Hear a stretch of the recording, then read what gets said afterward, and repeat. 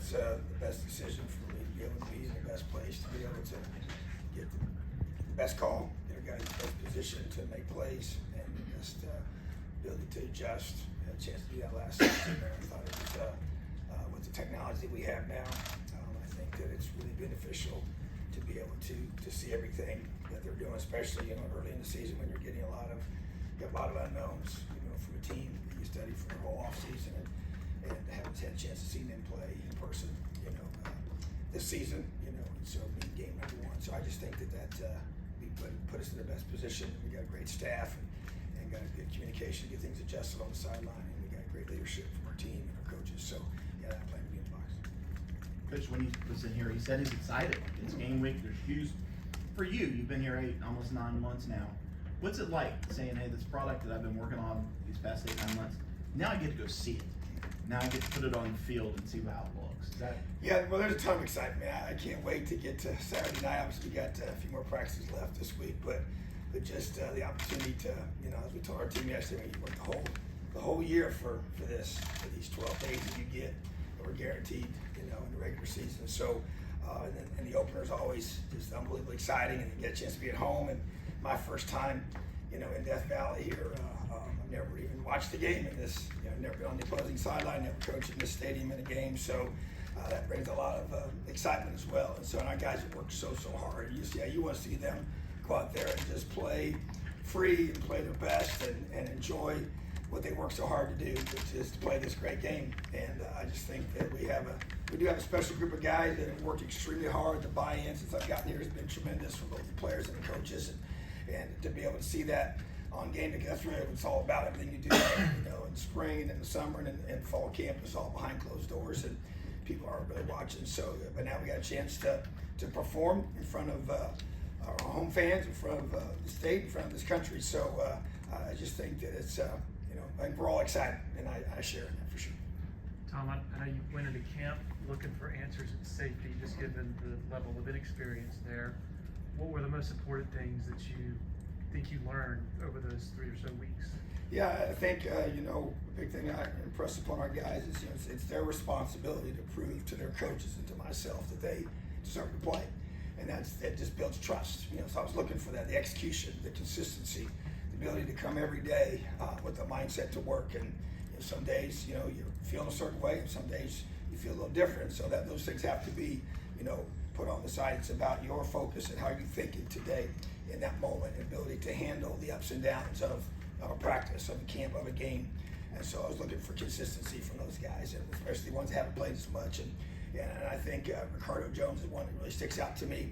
That's just since I've been here, has continued to improve each and every week.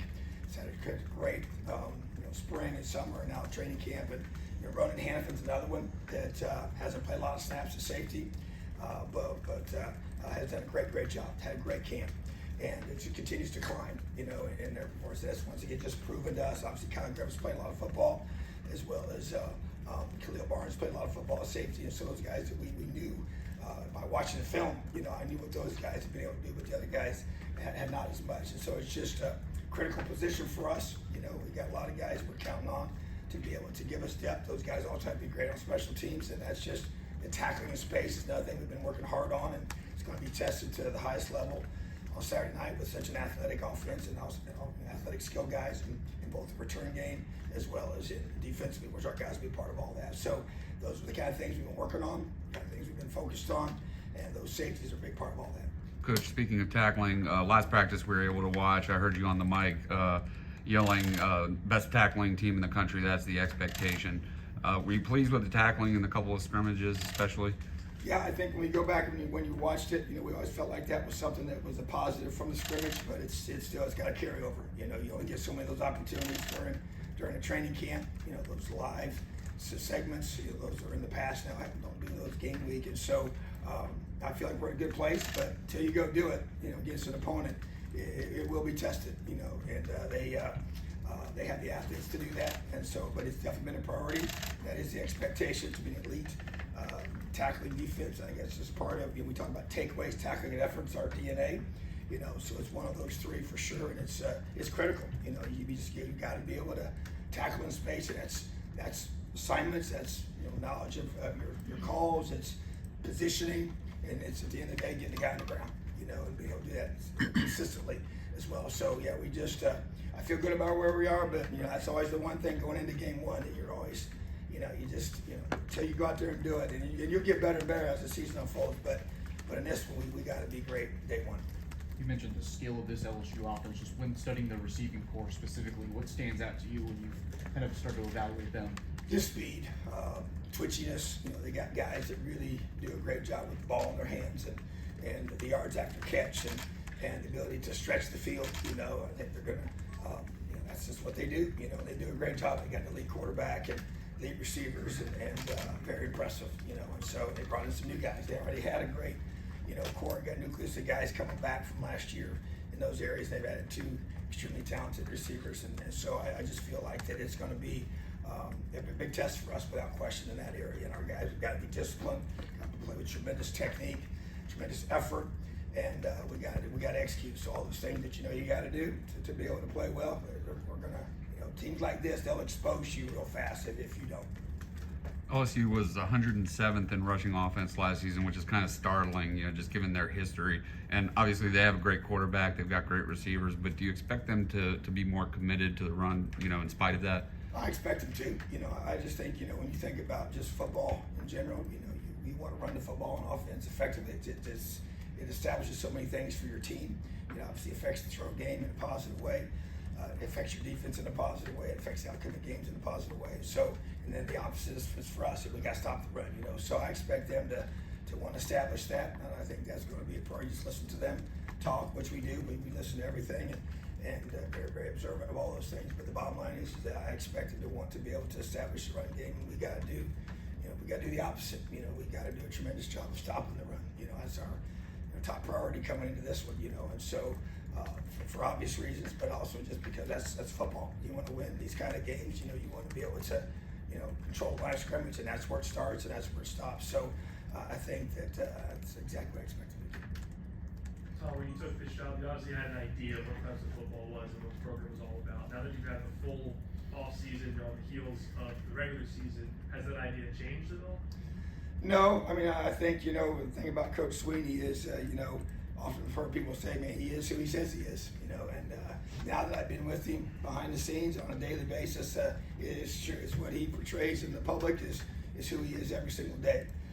And so that to me drives so much of the culture of this building is your head coach. And so I've been, excited to realize it is what it would appear to be from a distance, and so, and the way that he's built an environment that attracts players that have a lot of those same values, from an academic perspective, from a character. I just spend a lot of time as a head coach, as defensive coordinator, head coach of the defense. Spend a lot of time investing in the character of our young men, and feel, man, I'm right in lockstep with the head coach, because that's important to him. And he wants our players to be developed as men. Their parents, want them to come here as that is one of the objectives, to be able to know that, hey, they're going to be challenged on a consistent basis to be the man that they were created to be. And so that to me has been awesome, and then obviously the football piece is the past that we've had here at Clemson before I ever got here has been, elite championship level performance at the conference level,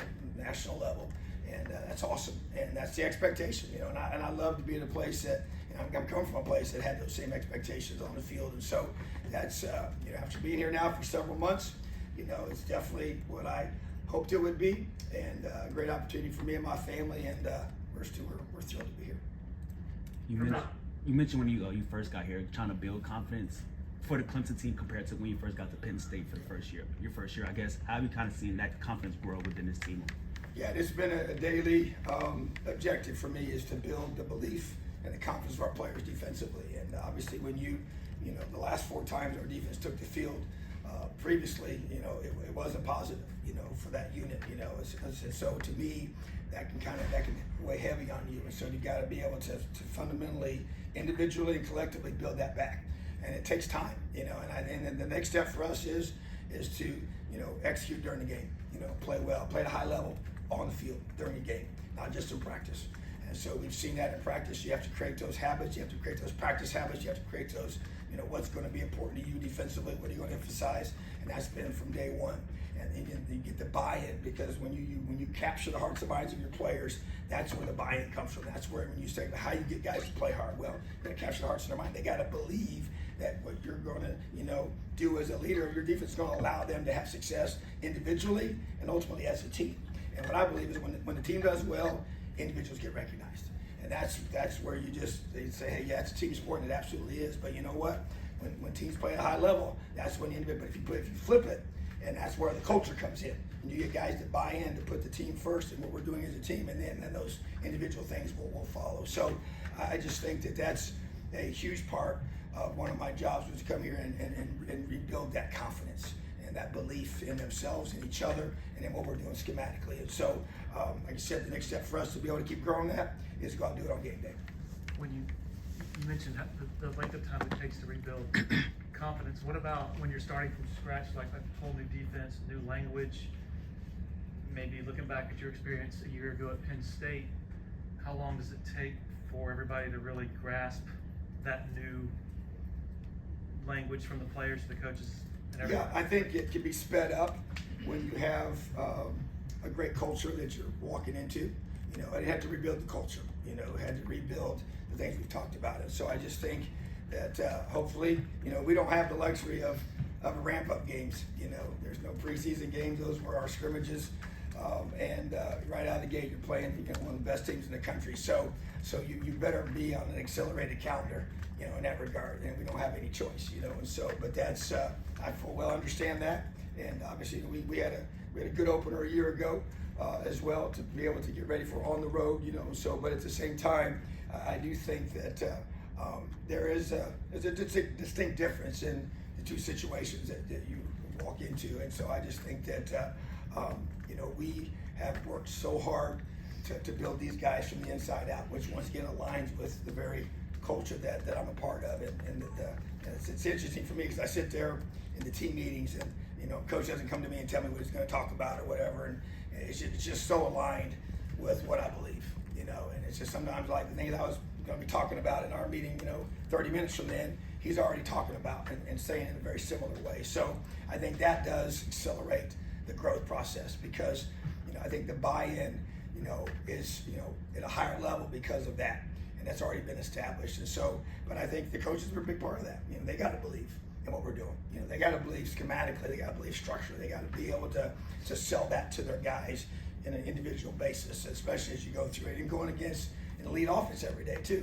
That can be challenging. You're trying to build the confidence of a group of guys, and you're going against some of the best offensive players in the whole country, so, which is a great thing, but also a challenging thing. So at the same time, I think that, but it makes you feel better going into a game like this, knowing, hey, who we're going against every single day. So I just think collectively, we have to be elite from day one, because of who we're opening with, which can be a great thing. And but there's no doubt it can cause a little stress at night, being able to know that, hey, you gotta, the urgency's there for sure. And so I'm excited, but you know what, we gotta go prove it. Take one or two more for Coach Allen before we go to Coach Riley. Coach Kelly was a little bit kind of coy yesterday, was talking about, if we put our best players on the field, we'd go 5 wide. You can't do that all the time. So we'll have to be a lot of 12 personnel at times to get the running angle. Do you like that X's and O process of studying the film, trying to figure out what they're going to do, and then adjusting on game day after you kind of see? I don't know if I would say. I enjoy the challenge. If I had to pick, I would rather have a little more information, than what you do for game one. But there's no doubt. That's part of the, what you do as a coach. Because there's going to be. It's going to be first few drives. We're going to have to, a lot of adjusting going on, and that is no doubt the thrill of week one opponents, especially this high of a level. So I think that, because at the end of the day, we don't really know what they're going to do, what personnel they're going to use. But that is one thing, when you're going to put your personnel out there, that part we do know once they make that decision, and you obviously, call it accordingly. So, but I do feel like that, when you look at how their roster has been built, they have the ability to do both, which not everybody can do that. They got an elite tight end, and they brought in another very experienced tight end, so, and guys that are already there as well, they're waiting to have their opportunity. So then you mix that in with all those elite receivers that that they have. So, but you can't play more than 11, so they got to decide what they're going to do. And once they make that decision, You know, and we'll see how this game plays. And obviously, it's going to depend on, you know, how we're able to handle what they put out there. You know, we'll probably determine how much they do or don't get into 11 or 12 or 10 personnel, you know, type pictures. So bottom line is that, yeah, that's part of the thrill of week one, and being able to, as a coach, you know, be able to have great communication with your staff. Another reason why I think being up in the box is a big deal for me. Be able to make those decisions and be able to make those very efficiently and get that information to our guys so they can be in position to make plays on game day. Last question here, Coach. I'm assuming this will be your first game in Death Valley, and Penn State whiteout is second to none. But how excited are you just about the overall I mean, I experience? can't wait. So I did my practice run down the hill last night. We had a practice in the stadium, which was awesome. So I'm gonna try to be, you know, that nobody notices me. That's a good thing. And so, but the key is I got to run down the hill and I got to run across the field. And I got to get in the golf cart and I got to get up to the press box before they're on defense. You know, so. But that might be the biggest challenge of the night. But yeah, just the whole thrill of the environment. I can't wait. I mean, just historic, you know, venue, environment. Can't wait to feel it, see it, experience it. Expect it to be, you know, deafening and super loud, and especially when we're on, you know, it's the third downs and they're on the field on offense and we're on defense. And so we're going to practice, and we practice inside, working on crowd noise for our defense for those very reasons. Same thing we did a year ago at Penn State. So very similar in that regard, and yeah, called home field advantage for a reason, and it is an advantage. We got to take full advantage of it as well. So can't wait. Appreciate you guys. Have an awesome day. Go Tigers. Thanks, Coach. Appreciate you, Coach. Thank you.